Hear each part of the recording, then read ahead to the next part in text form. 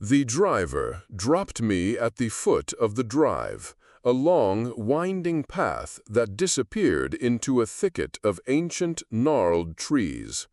I paid him, probably too much, but I just wanted him gone. The air was still, oppressive, even though it was only late afternoon. No birds, no crickets, nothing. Just the faint rustle of dry leaves underfoot as I walked, pulling my small suitcase. The silence felt heavy, a blanket draped over everything. The house, Victor's house, loomed at the end of the path. A hulking thing of gray stone and dark wood, all turrets and sharp angles, like something carved out of a nightmare. It had been in the Thorne family for generations, a fact Victor had mentioned with unsettling pride. It felt old, not just old as in historic, but old as in tired, as in waiting. I had signed the papers, made the vow. Alice Kingston was now Alice Thorne. A bitter knot tightened in my gut. My family, the Kingstons, our name and our legacy, all traded for this forced merger. My father, his face etched with failure, had practically pushed me out the door. "It's for the best, Alice," he'd said, his voice hollow. "For everyone." The front door, massive and dark, opened before I even reached the porch. Victor stood there, a tall shadow outlined against the dim hallway. He was handsome, I guess, in a sharp, angular way. Dark hair, eyes that held a depth I couldn't quite decipher. But there was something in his gaze, an almost knowingness, that always put me on edge. He wasn't smiling, not really, just a slight tilt of his head. "Alice," he said. His voice was smooth, a low murmur. "Welcome home." Home. The word tasted like ash. I managed a tight smile, the one I'd perfected during the sham of a wedding ceremony earlier that day. "Thank you, Victor." He didn't offer to take my bag, just stepped aside, a gesture that felt less like an invitation and more like a command. The hall inside was vast, filled with shadows and the scent of old wood, dust, and something else. Something metallic and vaguely sweet, like drying blood. No, that was just my imagination acting up, I told myself. Stress, that's all it was. My room, he informed me, was at the end of the long corridor on the second floor. It was the guest suite, he'd called it, though now it was mine. We walked in an awkward silence, the sound of our footsteps echoing louder than they should have in what felt like an empty tomb. The room itself was large, with heavy velvet curtains drawn against the dying light. A four-poster bed, dark and ornate, dominated the space. I dropped my suitcase with a thud, the only real noise I'd made since stepping across the threshold. He left after a curt, "I'll see you at dinner," leaving me in that cavernous room with my own suffocating thoughts. I started to unpack, needing some kind of mundane task to anchor myself. Clothes, books, toiletries. All the small pieces of my old life now crammed into a foreign space. My antique jewelry box sat on the dresser. I opened it, the velvet lining a familiar comfort. Reaching for a delicate silver necklace, my fingers brushed against the heavy gold band on my left hand. The wedding ring. It felt too tight, a golden noose cinching my finger. The intricate carvings of intertwined serpents, their scales sharp to the touch, felt almost alive. I traced one of the tiny serpentine heads with my thumb. Then I noticed it. The stone in the center. It felt cold, really cold. Not just cool metal, but a deep, penetrating chill, as if it had been sitting in ice. The room was perfectly warm, even stuffy, in fact. I rubbed my finger, then touched the stone again. Still, that unnatural bone-deep cold. Ridiculous. My hands were probably just clammy from the stress. I shook my head, trying to dismiss it. Just nerves. I went to the window, pulling back a heavy curtain. The gardens below were a riot of overgrown bushes and thorny roses. Many of the roses were deep crimson, almost black, but some were withered. Their petals curled inward, brittle and dry. They looked less like they were dying naturally and more like they'd been flash frozen, then left to rot. Like something had sucked the life right out of them. A strange thought. I frowned. Must be the late season. Or maybe Victor just had a terrible gardener. Dinner was an endurance test.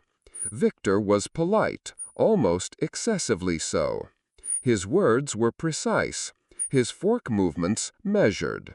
He spoke of the estate, of the family history, of the importance of our union. I mumbled non-committedly, pushing food around my plate. His eyes, though often lowered, seemed to track my every move. I felt like a specimen under a microscope. By the time I excused myself, my head was pounding. Back in my room, I changed into my oldest, most comfortable nightgown. Anything to reclaim a tiny piece of myself. I climbed into the immense bed, the heavy canopy almost pressing down on me. I tried to read, but the words swam before my eyes. The house was utterly silent. No creaks, no distant traffic, no hum of pipes, just nothing. It was this deep, echoing quiet that was unsettling. It almost felt like the house itself was holding its breath. I closed my eyes, trying to force myself to sleep. My mind raced, replaying the day, the coldness of the ring, the withered roses, Victor's unnerving calm. I was so tired, so tired. And then I heard it. A whisper. It was soft, barely there, like a breath against my ear. It wasn't a language I understood, not English, not French, nothing.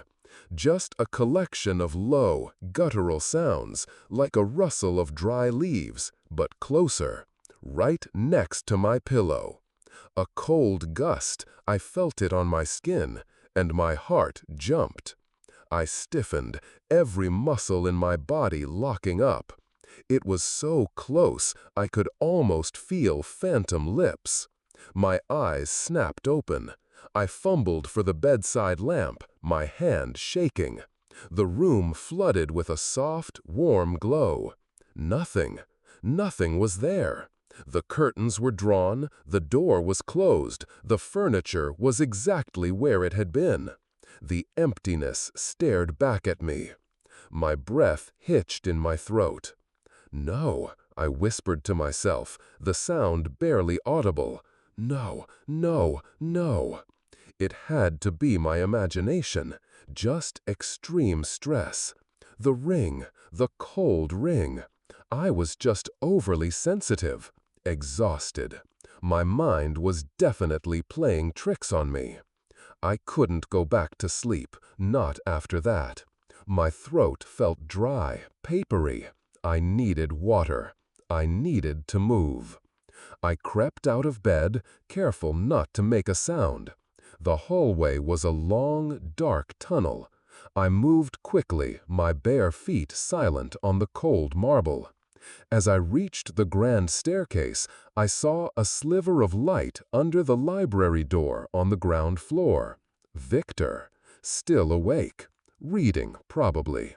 My stomach clenched, but I needed water. I decided to just dart into the kitchen, get some water, and come straight back. But as I passed the library, the door was slightly ajar. I glanced in. Victor was there, just as I'd expected. He sat in a high-backed leather chair, a thick book open in his hands, illuminated by a single, low-burning lamp on his mahogany desk. He looked perfectly still, almost like a statue. Some impulse, some need to confirm I wasn't entirely losing my mind, made me push the door open a fraction more. The wood creaked.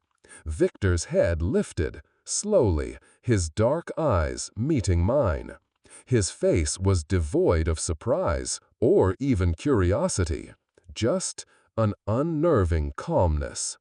"Alice," he said, his voice as smooth as before. "Couldn't sleep."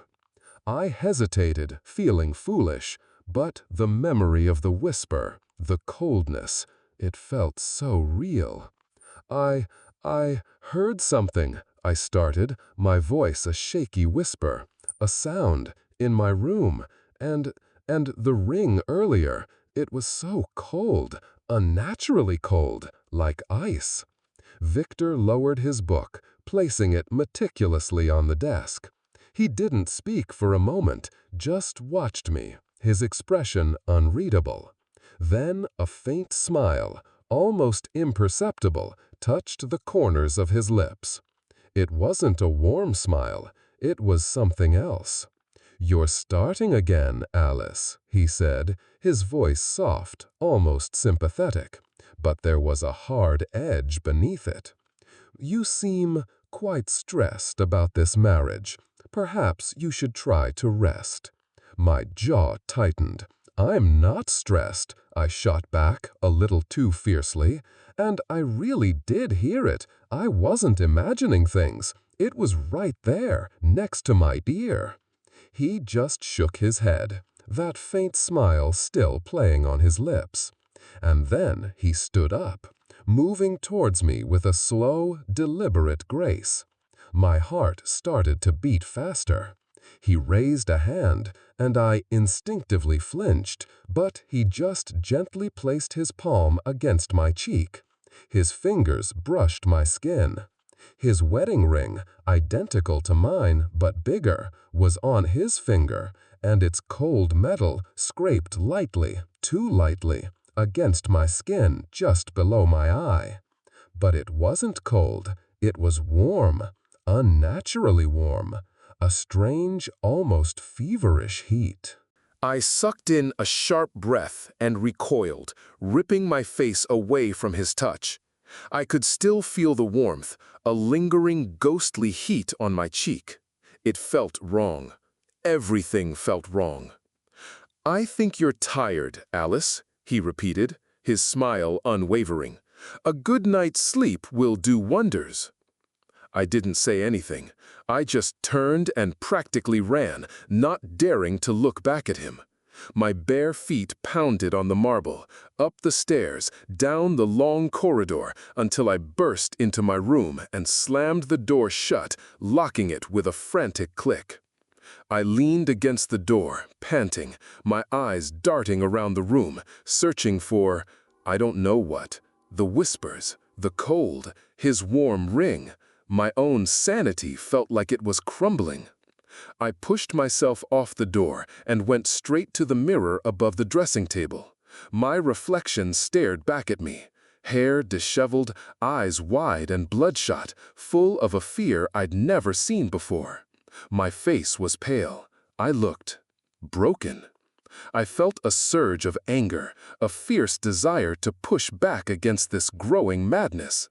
But then another thought, insidious and soft, crept into my mind. Am I really okay? Or am I just overreacting? My hand, almost without my conscious thought, lifted to my cheek, probing the spot where Victor's ring had touched. Nothing. No mark. But I could still feel a faint, phantom warmth, a ghost of a burn on my skin. I tapped my index finger gently against the mirror. My reflection copied me, but there was a fraction of a second, a tiny, almost imperceptible delay. My finger connected, and then, a blink, my reflection followed. I paused. Impossible! Mirrors were instantaneous. I tapped again, more deliberately. Tap, tap. Did I imagine it? Did I just flinch? I couldn't be sure. The fear was making me paranoid. I backed away from the mirror, my heart thumping a frantic rhythm. My reflection, large and distorted in the antique glass, stared back. Just my reflection, nothing else. I turned my back to the mirror, walked a few slow steps towards the bed, my mind racing, trying to grasp on to some semblance of control, of reality. Then, with a sudden, desperate impulse, I spun around. My reflection, in the mirror, was still facing away. For a fleeting, breath-stopping moment, its back was to me. And then, too slowly, it turned. And as it did, a small, subtle smile, one that wasn't mine, just stretched the edges of its lips. A cold, empty smile. My breath caught in my throat. A silent scream tore through my chest. My legs gave out, and I stumbled backward, hitting the edge of the bed with a painful thud. My eyes were wide, fixed on the mirror. But it was gone. My reflection stood there, perfectly still, perfectly calm, staring back at me with my own horrified face. No smile, no delay. Everything was normal. I must have imagined it. I had to have imagined it.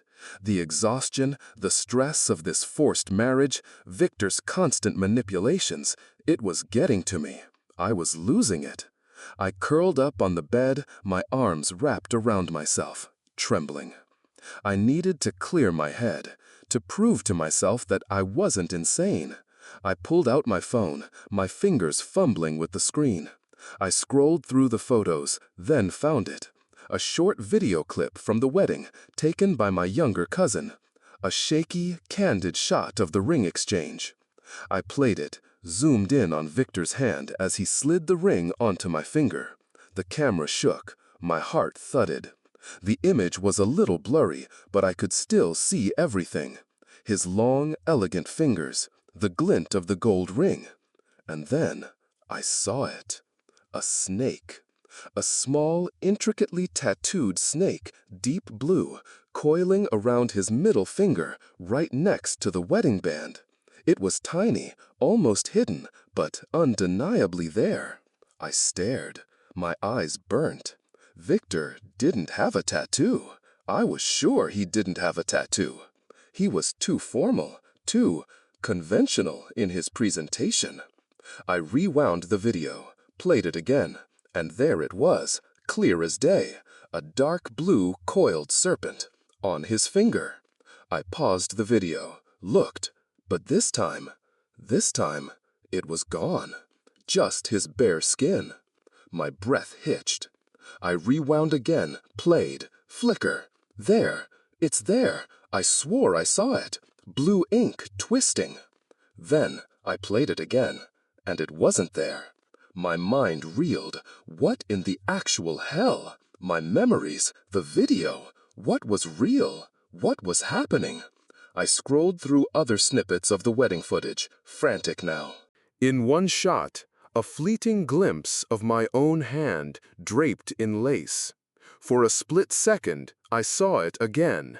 The same blue snake, small and coiling, on my finger, right next to my wedding ring. I dropped the phone on the bed, staring at my hand, at the dull gold band. No snake, nothing, just my pale skin.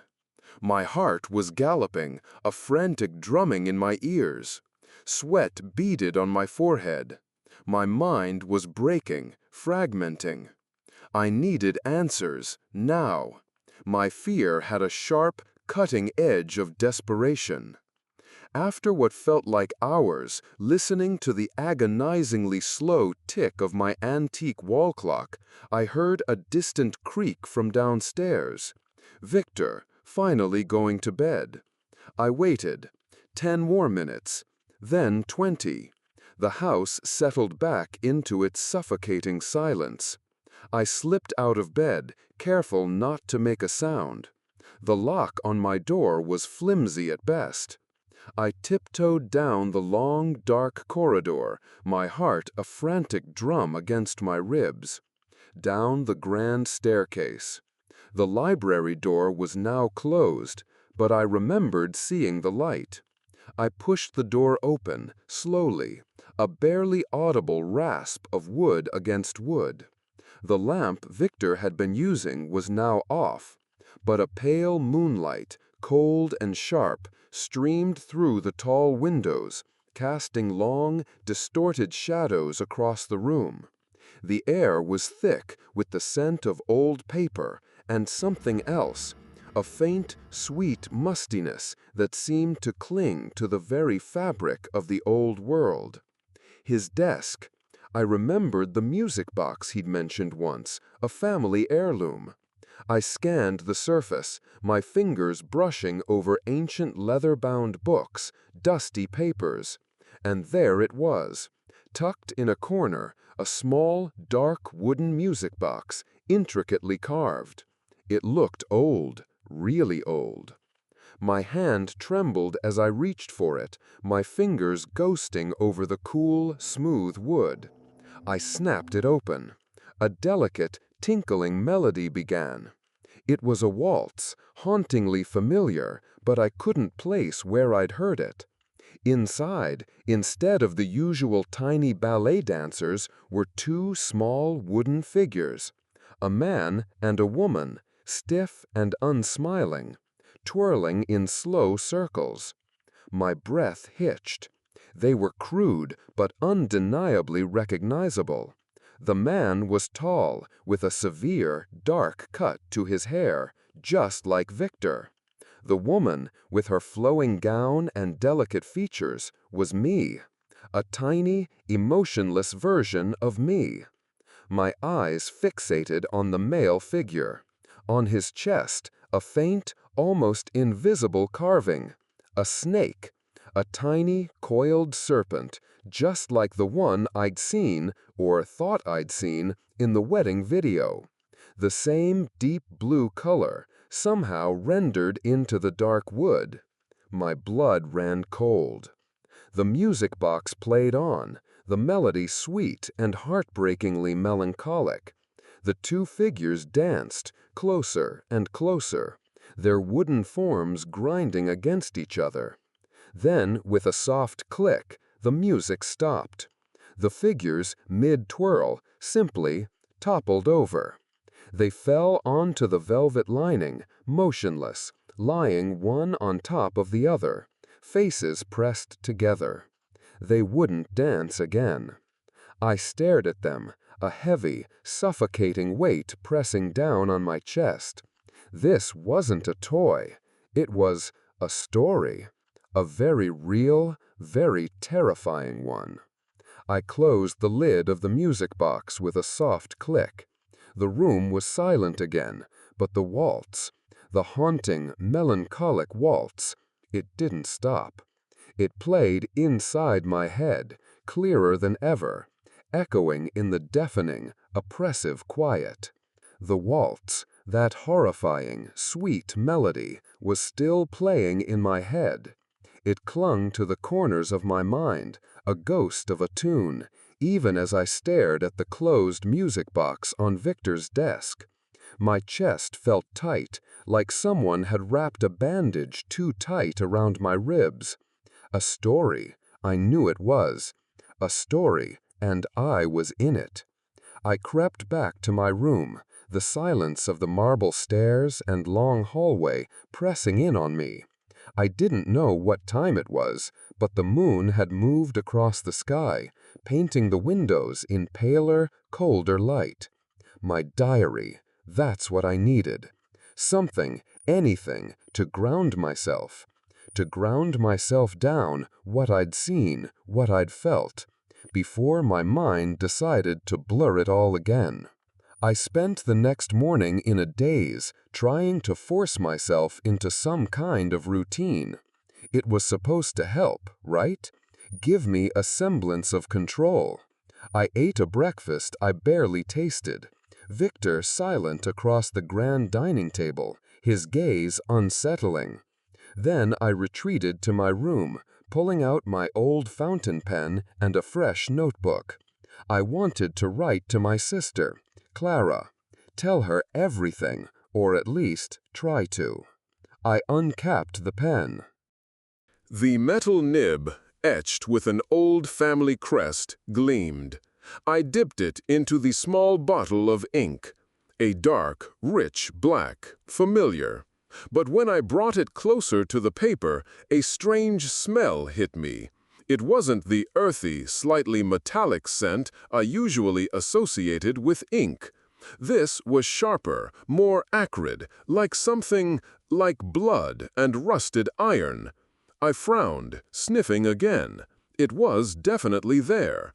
A faint, sickening tang that made my stomach clench. Victor was passing my open door just then. He stopped, his shadow falling across my page. "Writing, Alice?" His voice was as smooth as ever. I looked up, startled. Yes, just trying to feel a little normal. I held up the pen, a foolish impulse driving me. "Could you sniff this? The ink. It smells off." He leaned in, his dark hair brushing against my shoulder. He took the pen from my hand, his long fingers carefully closing around it, then brought it to his nose. He inhaled slowly, deliberately. A faint smile, that unsettling one, ghosted across his lips. "Ink usually smells like ink, Alice," he murmured, handing it back. His hand felt perfectly normal. "It seems you're smelling metal everywhere these days, don't you think?" He walked away then, his footsteps soft on the carpet. Metal everywhere. Was I? I sniffed the pen again. The smell was still there, but now, mixed with my own anxiety, it felt less real, more like a trick of my mind. Just like everything else. Later that afternoon, my phone buzzed. It was Sarah, my best friend. A text. I snatched it up, eager for any connection to my old life. But what I saw made my breath catch. It was a photo, an old picture of me and Victor from the wedding, but not one I remembered. In this photo, Victor's arm was around my waist, pulling me close. My head was tilted back, and I was laughing, a wide, genuine laugh. Victor was smiling too, a full, warm smile, his eyes crinkling. We looked happy. More than happy, really. Blissful. It was a picture of two people deeply in love. But it wasn't real. I knew it wasn't. Our wedding felt like a performance, a cold, formal affair. I hadn't laughed like that. Victor hadn't smiled like that. Not at me. Not ever. The text below it read, "You two look absolutely wonderful. It's been so long since I've seen you both so happy." My fingers trembled as I typed back, "What is this? I never sent this to you."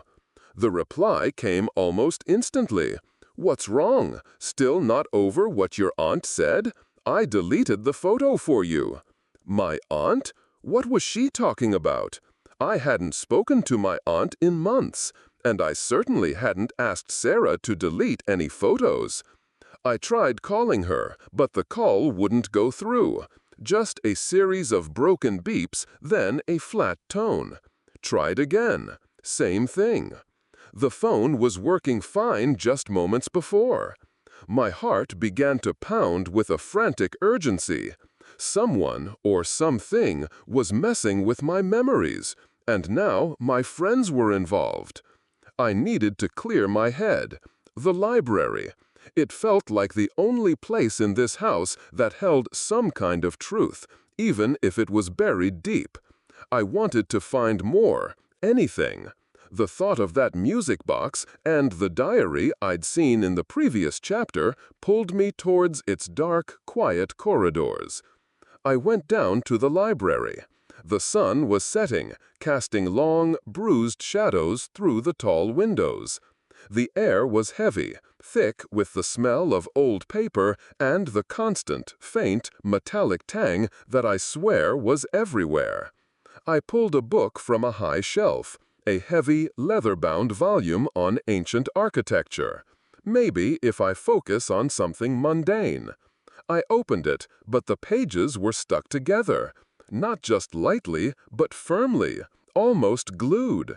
I tried to pry them apart with my fingers, but they held fast. I could feel the stiff, almost brittle texture of the paper refusing to give way. It was strange. Books didn't just stick. Then I heard it. Footsteps, outside the library door. Slow, even, coming closer. My blood ran cold. Victor. Was he checking on me? I didn't want him to see him. Not now. Not when I felt so frayed. An irrational thought, but sharp and piercing, struck me. Block the door. I looked at a large, heavy bookshelf near the entryway. It was an ancient thing, filled with countless volumes. If I could just push it. I braced myself, planting my feet, and shoved. Hard. My muscles strained, my back protesting with a sharp ache. But the bookshelf didn't budge. Not an inch. It was rooted to the spot, a solid, unmoving mass. I gritted my teeth, trying again, putting all my weight into it. Nothing. It was like pushing a brick wall. The footsteps paused just outside the door. My breath hitched. I squeezed my eyes shut, expecting the door to open, expecting to feel Victor's unnerving gaze on me. But the sound moved on, slowly receding down the hallway. He hadn't stopped, not really, just a momentary pause. I let out a shaky breath, pressing my hand to my chest. I opened my eyes. The bookshelf still stood there, firmly against the wall. I needed to move it, just in case he came back. An absurd thought, but my mind was slipping.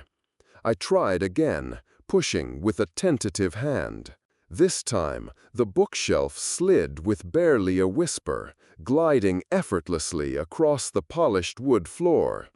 It was absurdly light, as if I had imagined the weight only moments before.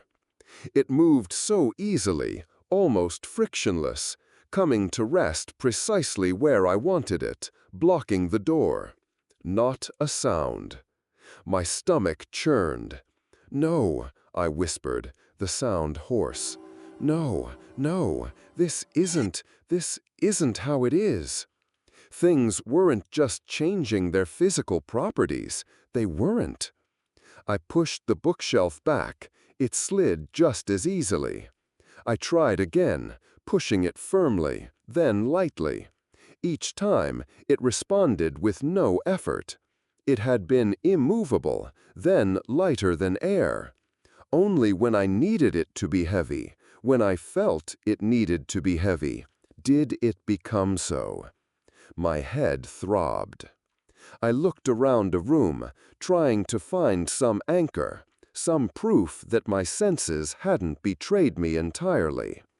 My eyes fell on the wall, where patches of damp had spread into dark, irregular shapes. They were always there. I'd noticed them yesterday. But now, they seemed to writhe. The dark lines of the moisture stains twisted, stretched, became faces. Faces with wide, cruel smiles, full of a wicked humor. Hundreds of them, all laughing at me, their forms shifting in the dim light. A thick, earthy smell, tinged with that sickening metallic fishy odor, wafted up. It wasn't coming from the walls or the old books, but from the air itself. It wrapped around me, clinging to my clothes, my hair. I moved my hand to my nose, trying to block it out. Then I saw it. Under my fingernails.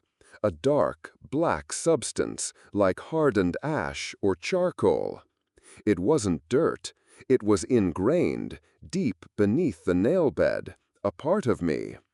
I tried to scrape it off, using the other hand. It didn't come away.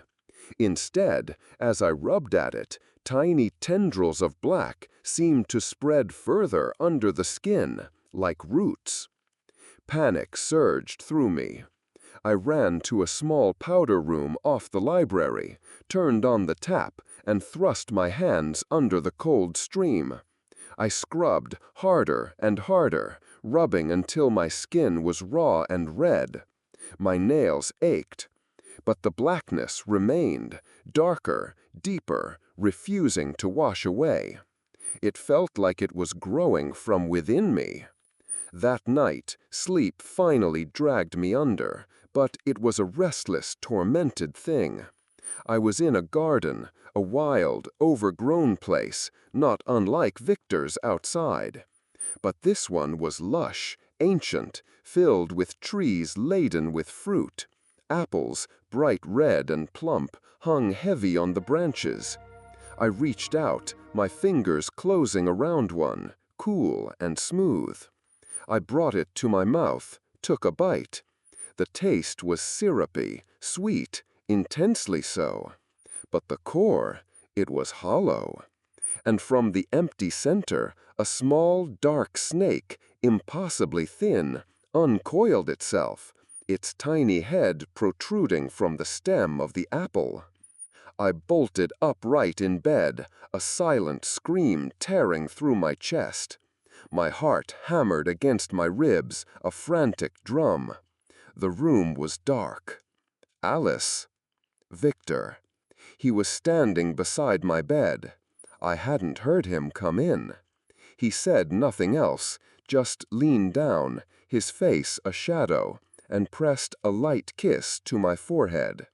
His lips felt cool, almost damp. But then I smelled it, the scent, faint but undeniable, that metallic fishy tang, the same smell from the ink. It clung to him, a faint aura, as if it was part of his very being. I recoiled violently, thrashing, trying to push him away. He didn't resist at first, but then his grip tightened on my shoulders, squeezing, holding me in place. His fingers dug into my skin, unyielding. I struggled, feeling trapped, unable to breathe. My lungs burned. Just as blackness began to creep into my vision, he released me, slowly, his hold melting away. He straightened up, that faint, unreadable smile on his lips. "Another nightmare, Alice?" he murmured, his voice soft, almost sympathetic. "I heard you call my name." He had heard me call his name? I hadn't made a sound. I couldn't. Days bled into each other, each one a blur of growing fear and confusion. I tried to establish some kind of order. I started writing a diary again, this time detailing every strange occurrence, every flicker of my sanity, hoping to find a pattern. I needed to know if I was truly losing my mind, or if this house, Victor, something was making me. And I started searching, stealthily. Whenever Victor was out, or I thought he was deep in his study, I would scour the house. The library felt like the key. It was enormous, filled with forgotten histories. One afternoon, I was in the darkest corner of the library, dusting through shelves filled with obscure texts and forgotten ledgers. Behind a thick, crumbling volume on heraldry, my fingers brushed against something else, a small, hidden compartment. My heart gave a lurch. I pulled it open. Inside, tucked away was a slim, leather-bound diary. The cover was worn smooth, the leather cracked with age. No title, no embellishment, just plain, dark leather. I opened it, my hands shaking, and on the very first page, written in elegant, flowing script, was a name. Abigail Thorne. Thorne, Victor's family name. But wait, my eyes went back to the name on the previous chapter. I reminded myself. It was Alice.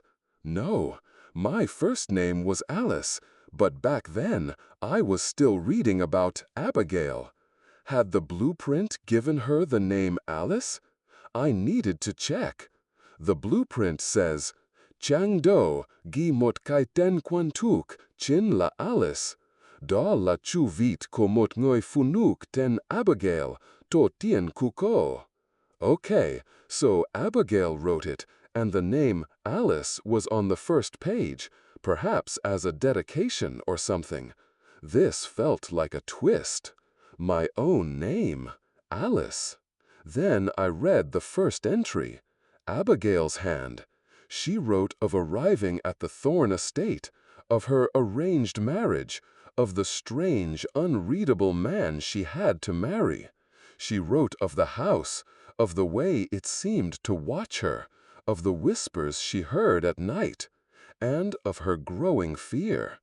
She talked about the way her husband, a man whose name was only ever referred to as he, looked at her, his smile always knowing, always slightly off. My breath hitched. It was like reading my own journal, only written centuries ago. Memory parasitism. This was it. Someone else had lived this. My ancestor, Abigail. I closed the diary, my blood running cold. This wasn't just my madness. This was a pattern, a cruel, ancient thing. I needed to talk to someone, anyone. I pulled out my phone, fingers fumbling. Clara, my sister. I needed to warn her, even if I didn't know what I was warning her about. I pressed her number, my ear pressed against the receiver. Nothing but static, a persistent buzzing white noise. I tried again and again, always the same. No signal. I walked to the window, hoping for some miraculous connection, but the static remained, a mocking hiss in my ear. Then a sudden jarring sound, not static, a voice, faint, distant, swallowed by the buzz, yet unmistakably there. It wasn't Clara's voice. It was deep, guttural, speaking words I didn't understand. But the tone, it was filled with a malicious glee, a kind of dark satisfaction. It spoke for only a second, then faded back into the hiss of the static. My hand flew away from the phone as if it had burned me. My heart was pounding, a wild thing trapped in my chest. What was that? A recording? A trick? A message popped up on my screen from an unknown number. Just a line of text. Don't believe what she wrote. She was corrupted. My breath caught. Abigail, the diary. She was corrupted. What did that mean? And how did someone know? I had to confront him, Victor. Maybe, just maybe, he would explain, would clear things up. Tell me this was all a very elaborate, very cruel joke. I found him in his private study, a room I rarely entered. He was seated at his desk, back to me, writing something important, I assumed, something to do with the estate. I walked in, clutching Abigail's diary to my chest. "Victor," I said, my voice shaky. He turned slowly. His gaze, as always, gave nothing away. "I found this," I said, holding up the diary. "It's Abigail Thorne's, my ancestor. It talks about things, strange things, just like what's happening now. A man, this house, the whisper.